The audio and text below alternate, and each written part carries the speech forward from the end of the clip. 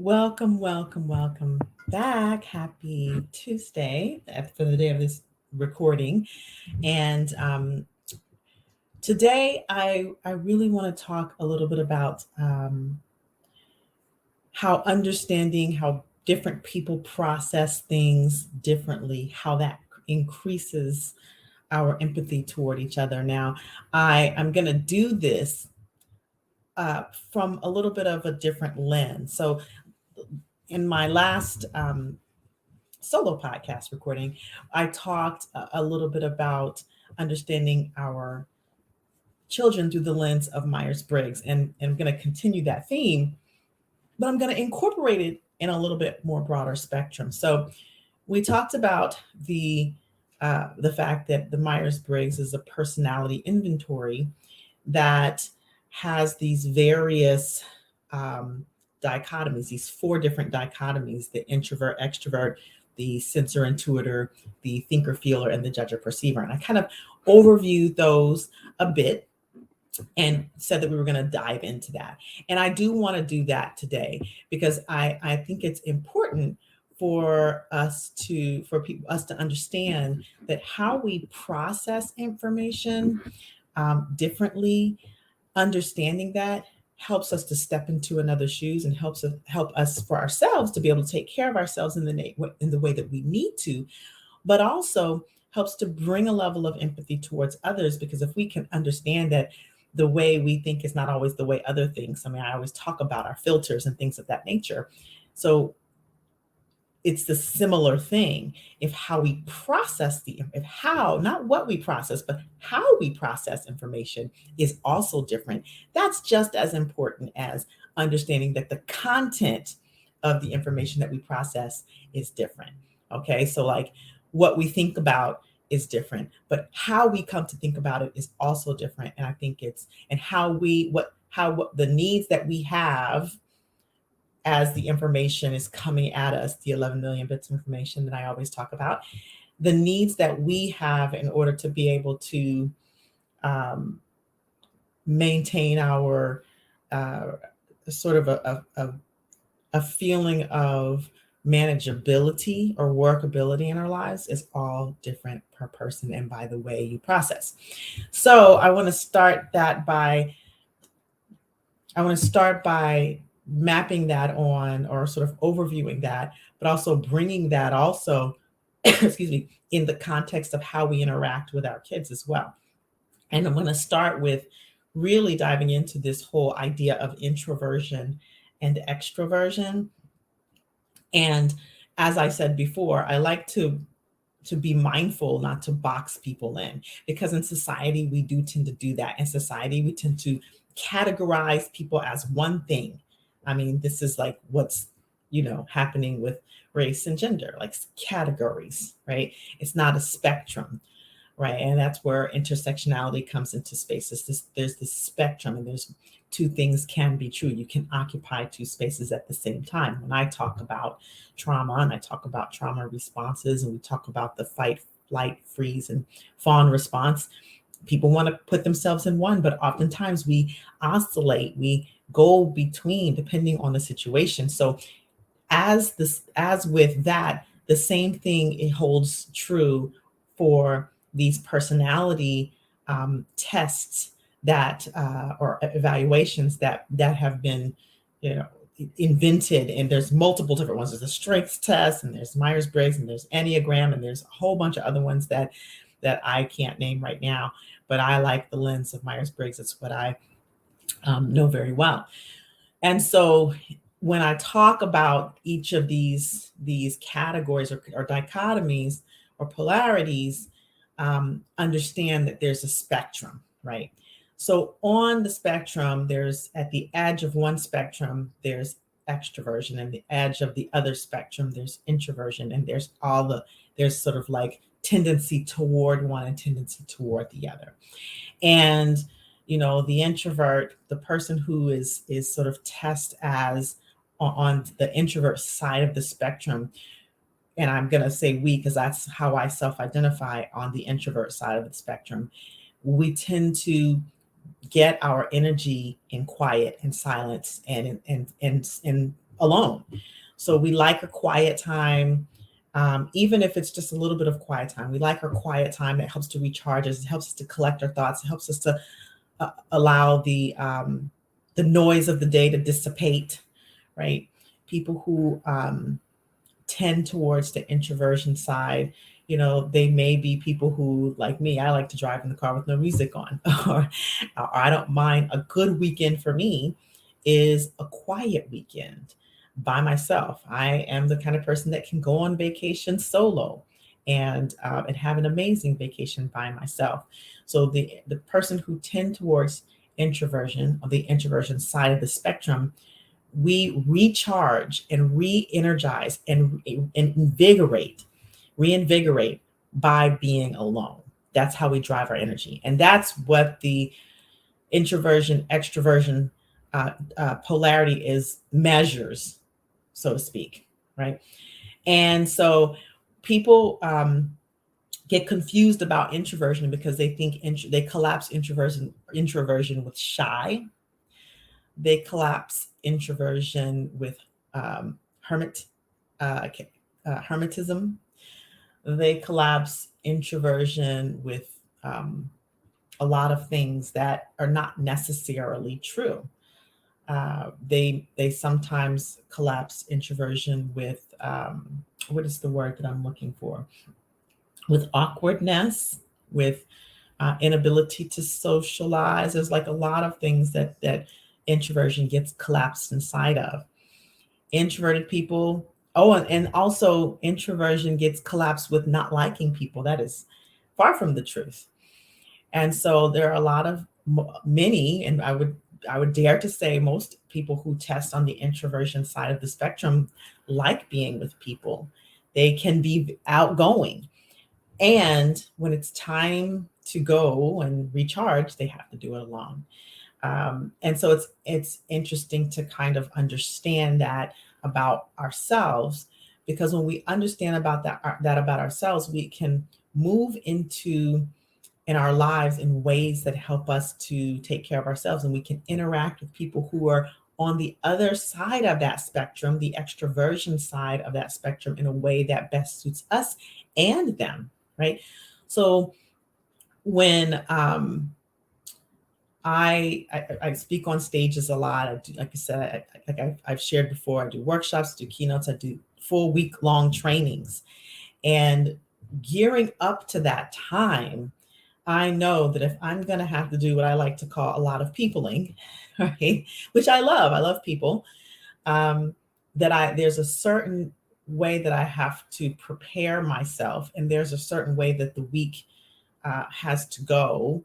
Like I have to prepare myself throughout the week to be able to recharge for each day of a training, or each day of a conference, or each day of whatever it is that I'm going to be very active in spending the energy. Now, the thing about introverted people, or people who are on that introversion spectrum, is that they can expend all of this energy or around people, but it can be draining. It's draining because we are people who are very introspective. We give everything we've got when we're interacting with people.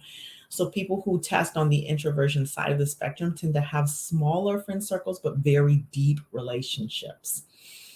And so when you're choosing a career, when you're choosing when you're going to events or conferences, and even inside of your family, knowing what you need in terms of re-energizing, recharging is very valuable.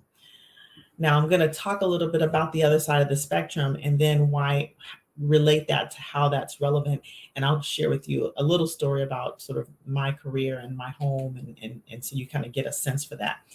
So the extroversion, if the introversion, if the person who's on the introversion side of the spectrum likes to recharge mostly alone, the people on the extroversion side of the spectrum like to recharge with people. So the extrovert, and that doesn't mean that the extrovert can't be alone or doesn't like to be alone. It's just that when an extrovert is isolated for too long, it zaps them of their motivation, it zaps them of their energy, as opposed to the introvert, where it energizes and recharges that energy. So the extrovert, when they are around people, when they're interacting, when they're connecting, that is when they get recharged. And the extrovert, the person who is on the extroverted side, will likely have a broad spectrum of friends, like a lot of acquaintances, um, as opposed to the person on the introversion side, which has more of the small circle of friends that they build as community. The thing that is interesting about the dynamic between extroverts and introverts is that if one understands the other, then both can understand the needs of the other and honor that. All right. So this is how, when we process, when we understand how other people's me- brain mechanics work, or their neurology works, how we can be empathetic towards them. When an introvert understands and honors the extrovert's needs, and vice versa, it creates a tighter bond between the two. And so, and it creates, I think, a level of empathy for people who are not like you. So I'll give you an example. um, as a person who tests more on the introverted side, I think that my son may be having more extroverted tendencies. And so he's very, very talkative all the time. From the time he wakes up at 6:30, you can hear him right. He's very vocal and verbal. He's very loves to hang out. He doesn't really care to be alone, even though he's an only child. And since that he's an only child, that means I'm his major playmate. Although we try to get in some good play dates on a regular basis. But even in school, he's always making new friends. He's always got this sort of wide circle of acquaintances, and so he right now, and that's not to say that that's the way it's always going to be. It's just to say that that's the tendencies that I see now. And as a person who's more of on the introverted side of the spectrum, um, the level of engagement that is required can be draining sometimes, especially after I've spent an entire day, talking to people. And so, what I have learned to do is to communicate when I need a little bit of quiet time. And that doesn't mean I have to go and isolate myself. It doesn't mean that I need to.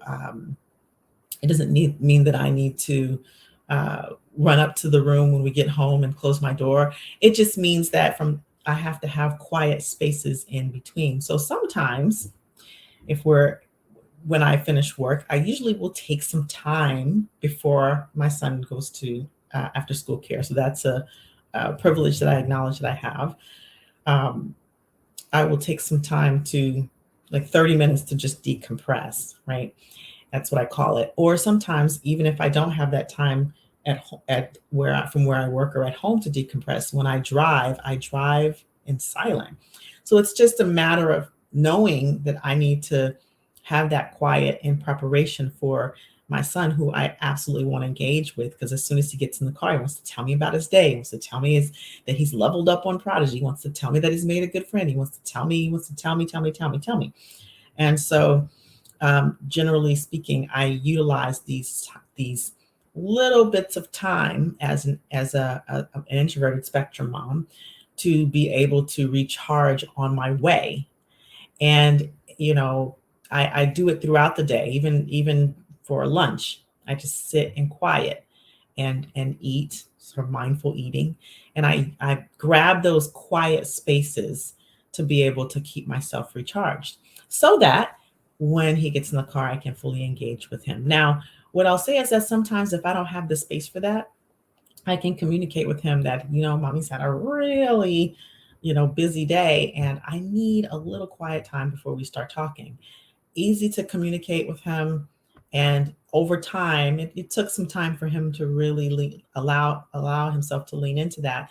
But what I started doing was saying, I need 5 minutes. I'm going to set the timer. And typically that 5 minutes of quiet time was enough for me to be able to recollect myself. So if you're on the introversion side, or dealing with someone who's on the extroverted side, now I'm talking about it mom to son, but you could do this with a partner. I do it with my family.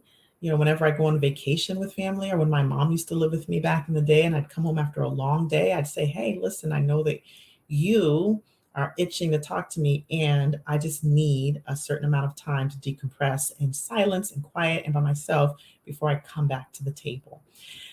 So, knowing these things about yourself, if you're on the introversion side of the spectrum, helps you to be able to care for yourself, but also understanding the needs of the extroverted person is that the extroverted spectrum person wants to connect.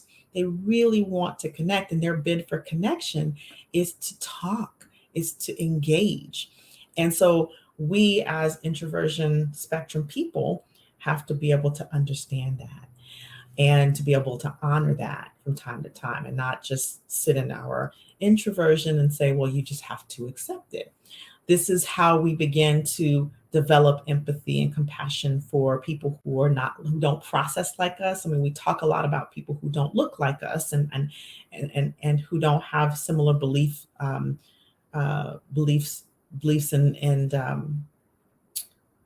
attitudes and values from us. And what about people who process differently?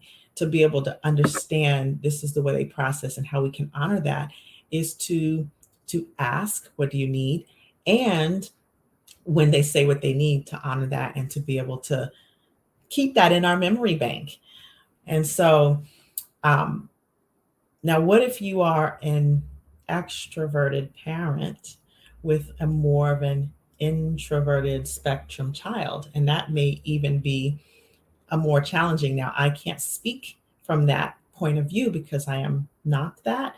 And what I can share growing up as an introverted child with an extroverted parent is that the especially when children are growing up and their brains are developing, they don't always have the language to be able to tell you what they need. But if you find that you have a child who enjoys being by themselves a little bit more, they're doing well overall, they're developing appropriately, they will come to the table and they'll engage. And then when they're ready, but they need their moments of quiet, their moments of silence. One of the best things that we can do is give them a little space from time to time. Now, that doesn't mean, give them space and not ever engage. It just means allowing them the space to recharge, especially if like, for example, for introverted kids, school may be very draining. So at the end of the day, when they get in the car, bombarding them with, how was your day? Tell me about your day. What's your day? May not be the thing to do. It may be that they get in the car and you allow for that silence and allow them to decompress, right? And then they'll come back and they'll want to tell you things when they want to tell you the things. And I think creating the space makes it safe for them to then come back and tell you what they need to tell you and engage when they're ready.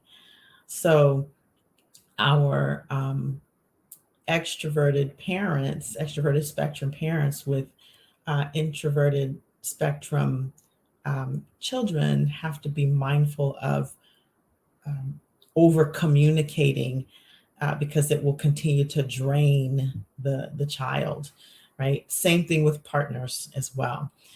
Now, what if you have two introverts in the house? Well, then that means that the introverted parent is going to have to work a little bit harder to engage their introverted child, overcome their own need to just be and engage so that you actually have some type of interaction. But what's great though is that if you have an introverted spectrum parent and an introverted spectrum child, you can connect in other ways other than verbal talk. It could be that you are both together doing something in silence. So co-sharing space or co-working, co-playing, those types of things doing Lego projects where you're working together doing something, but there's no talking that's necessary, so that you can connect with your child as an introvert, not having to talk, but doing stuff together non-verbally, so that you get that quiet, re-energizing type of space. So that's a way that you can engage if you're on the introversion spectrum and you have a child who seems to be on the introversion spectrum. And maybe conversation will come up from time to time as you're doing these things in silent, putting a puzzle together. Maybe, um, like I said, you're doing your thing and they're playing, and you're maybe working on a computer together, and maybe from time to time you converse. Um, but there's that sort of nonverbal sharing of space engagement. So that can be an idea and also for partners in relationships as well. Now, the last thing I'll do is I want to talk about as I talk about these processing things, and how understanding other people's process helps you to interact, helps you to know how to interact with them, is the workspace. And understanding, for especially for um, bosses, managers, supervisors, and your direct reports, or for people who have bosses and supervisors that are they're on a different side of the spectrum. It's useful to know what that spectrum is, so that you can know, number one, how they work best, um, and how they're most productive, but two, how to give feedback to them, and then at the end of the day, and maybe what roles they are best suited for. And that's not to say that the person who is on one side or the other of the spectrum cannot be stretched and pushed outside their comfort zone to occupy the other side of the spectrum. I think it's important as adults, as we grow and develop, to push ourselves outside of the outside of our comfort zone, outside of our spectrums, to be able to grow and expand, and knowing that this is how, at the end of the day, we can come and take care of ourselves. So, for example, myself being trained as a family doctor, when I was practicing clinical medicine, when I was in residency, let's go back to residency, and we were rotating through all of the various rotations. The rotations that I loved the most were in the office, where in between patients, I could go to my office and have a space of, even if it's just a moment of decompression, of silence, and then go into the next space. And then at the end of the day, I was home. It was very structured. And the structured part speaks to another polarity that we'll get to later. But um, this this very sort of quiet space of the office was appealing to me. The emergency room, on the other hand, with the constant loud stimulation and chaos, was my least favorite. The ICU was my least favorite because there was always noise, there was always bells, and there was always engagement. And so it was an easy choice for me to pick something like family medicine from an introversion extroversion spectrum perspective. Now, like I said, I'll get to the other polarities later, which played into my career choice. But it's useful to know, if you're in a career, you're applying for positions, what side of the spectrum you're on, because your work conditions um, may it may drive how you look for specific work conditions. An introversion may look for a position that could have work from home, 2 to 3 days a week, while a person who's on the extroversion spectrum would not want to work from home because they need to connect with people.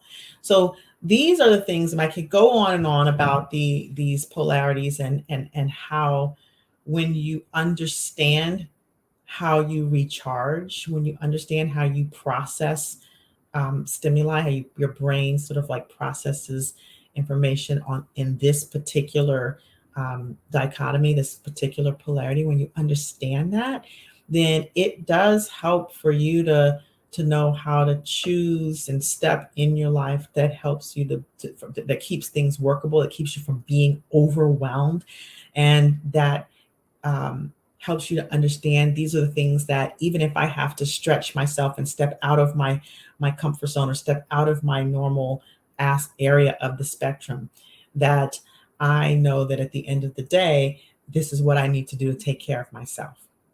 And then on the other side, in connection with others, in communication with others, understanding how you work and how they work, whether it's mother to child, father to child, parent to parent, whether it's partner to partner, whether it's supervisor to direct report, or direct report to supervisor boss, whether it's partners on the executive team, you know, if you're in your business, you have a business partner, whatever it is, when you can kind of and it's actually really healthy to have these polarities exist in the same space, because we need our extroverts who are out there and they're excited to be out there.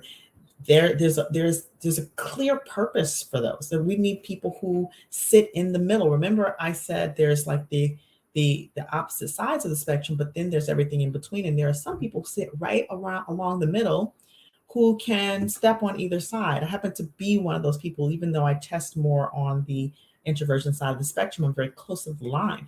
We need those people. We need people who are comfortable working solo, working alone, because there are projects that require long stretches alone. So it's useful to understand that we need all of these. It's helpful to have them all on teams together. It's helpful to have to be able to understand the strengths of an introversion spectrum and an extroversion spectrum and everything in between person.